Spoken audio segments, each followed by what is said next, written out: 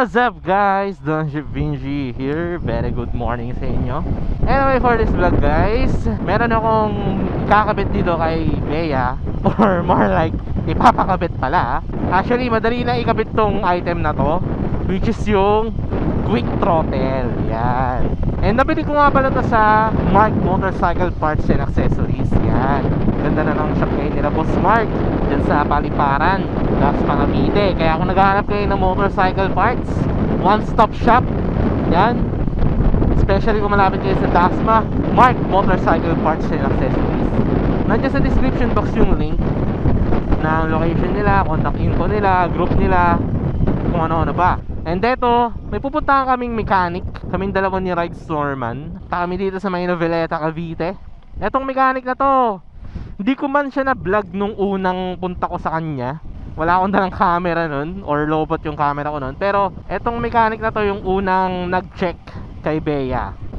So nung nakuha ko si Bea, sa kanya ko pina-check, sa kanya ko pinatingin kung ano yung mga papalitan or what, i-adjust at kung ano-ano ba. So far, goods naman lahat, no? And si Rides Norman din ang nag-recommend sa akin ng mekaniko na to, since madalas siya lagi dito. Ito yung Jeremy Workz. Yan. Located dito sa Noveleta, Cavite. Actually, kaya ko naman ikabit tong quick throttle. Pero ayoko kasi yung tipong baka masira ako pa. Kasi sa totoo lang, every time na nagdi-DIY ako, may mga times na instead na do it yourself, nagiging destroy it yourself. Parang gano'n. Kaya instead na ako magkabit, dun na ako sa trusted mekaniko, para walang issue, walang hassle, diba? Para hindi rin sayang yung pera. Mamaya kasi habang kinakabit ko masira eh. Punta lang kami dito sa shop ni Boss Jeremy. Then update ko kayo kapag nandun na kami. By the way, lalagay ko na lang sa description box yung link ng exact location ni Boss Jeremy guys. So tara, let's go! 10 seconds later. Yo, eto na guys, malapit na kami kala Boss Jeremy. Open kaya siya today or nandyan kaya siya? Ito yung shop niya guys, 101, house number 101. Boss, saan siya na sa istorbo ah. Saan siya na sa istorbo. Ano lang naman to boss, quick throttle lang. Palagay lang ng quick throttle. Tapos yung dito, papalitan na rin natin. And may binigay sa akin si Norman eh, na ano eh, lagayan. Ano na? Yung kable na to, may return. Oo, parang ganun. Ewan ko kung pwede to. Pang Yamaha Sniper. Pwede naman. Oo. Yan. Bali, iusog na lang sana. Ayan guys, so andito na kami kala Boss Jeremy, no? Nagbablog lang po. Para naman ma-promote, kasi last week na pumunta ako, hindi ko na ano eh, hindi ko man lang na vlog eh. So ayun guys, ilalagay na yung quick throttle dito kay Bea.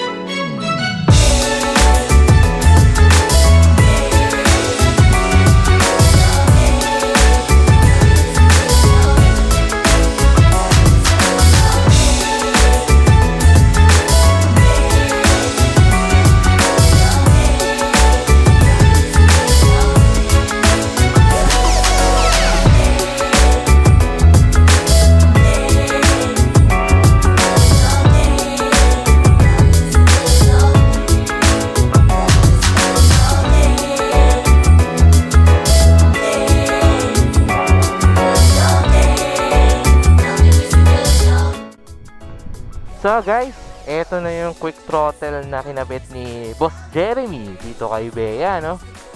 Explain ko lang sa inyo na mabilisan kung paano niya kinabit.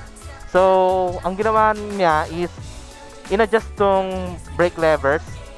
Etong mounting ng brake levers. Dati kasi nandito yan, sa may usog-usog pa konti dito. Ngayon, parang sinagad niya na dito.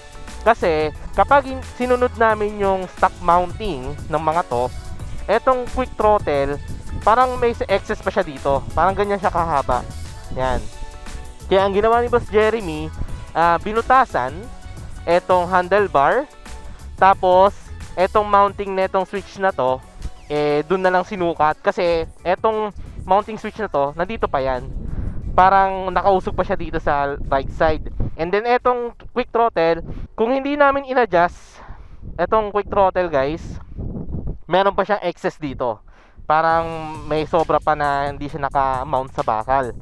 Kaya ngayon, ayan, since nausog na siya, nausog na lahat, okay na yung mounting niya. Hindi na yan basta-basta matatanggal or what. So, quick review with quick throttle.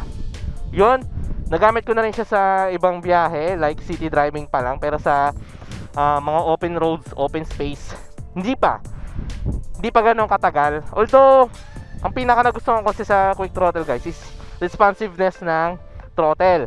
Like, konting piga mo lang, hahatak ka na. Ayan, no? Konting piga lang, hahatak na agad. Try natin. Ayan. Ayan na yan. Ayan, konti lang, oh.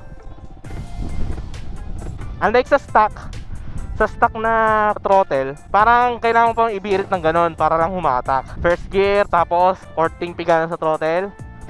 Oh, di ba? Ano agad, humahatak agad. Oh. Grabe. Unlike sa stock na parang kailangan mo pang effortan.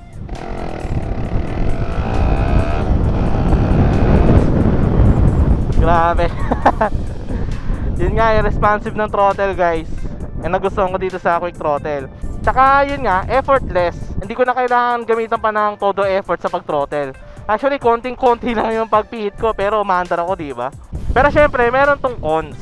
Ang cons niya, pagdating sa city, sa ngayon, okay siya, na konti lang yung tinathrottle ko. When it comes to city guys, na stop and go, tapos nagfi-filter ka, darating ka sa point na parang masakit na siya sa kamay. Na-experience ko yan sa Raider 150 Fi ko nung time na bumiyahe kami ni Casey sa North Loop. Nung pauwi na kami, may nadaan na kaming traffic. Grabe, sobrang sakit ng kamay ko nun.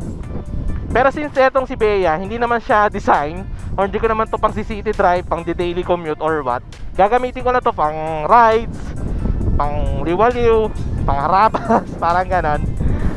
Kaya okay lang na tumigas siya. At the same time, good sa akin na responsive yung throttle ni Bea. Dito nyo, konti lang i-apply ko sa throttle. Halos parang hindi lang ako nakapihit sa throttle pero maandar pa rin ako, diba? Sa mga interested, yan, pwede nyo ako direct PM. Pero nabili ko to kala Boss Mark sa Paliparan, Dasma, Cavite. Yan, shoutout Boss Mark Motorcycle Parts and Accessories. Kaya kung interested kayo, pwede nyo ako i-message or what. Pasensya na kung paikot-ikot tayo.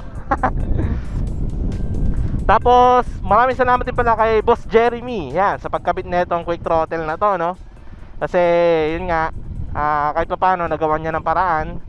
At the same time, etong quick throttle ko is pang ano nga pala to guys, pang Sniper 150, yung version 1 pa, or hindi pa yung 155. Again, papasalamat ako sa mga sumusuport sa akin. Kaya dito ko na lang din tatapusin yung vlog. Maraming salamat sa pag-note, sa pagla-like, sa pag-share. Maraming salamat sa pag-comment. Mahintay na lang ang susunod ko na vlog guys. You all know the drill. Ride safe. Peace out. Woo, sarap.